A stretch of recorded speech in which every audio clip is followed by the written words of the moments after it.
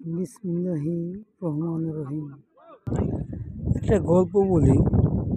গল্পটা এমন, একটা রাখাল ছিল, সেটা গরু পালত।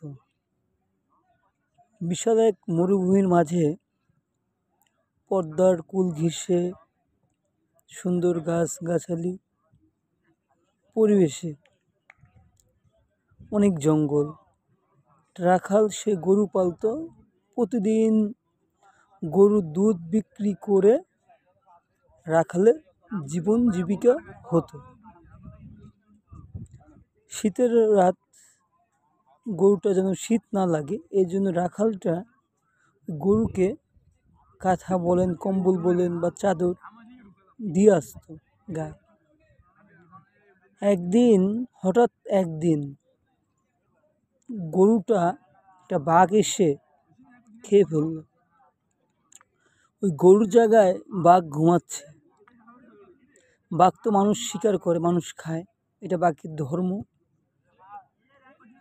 যখন অন্ধকারের মধ্যে ওই চাদর বা যাই বলে কম্বল গরুকে দিচ্ছিল, গরু মনে করে, বাঘটা মনে মনে বলতেছিল, হেই, তোমরা যদি জানতে, তোমরা যদি বুঝতে আমি তোমার রাখাল না, আমি তোমার গরু না, তাহলে তুমি জীবনও আমার গায়ে পিঠ বোলানোর সাহস পেতে না।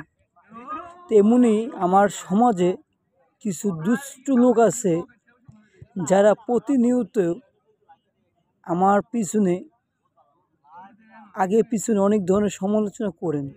আসলে আপনাদেরকে আমি ধন্যবাদ, আমাকে নিয়ে যে এত ভাবতেছেন, এত কিছু করতেছেন। দেখেন, আমি বিগত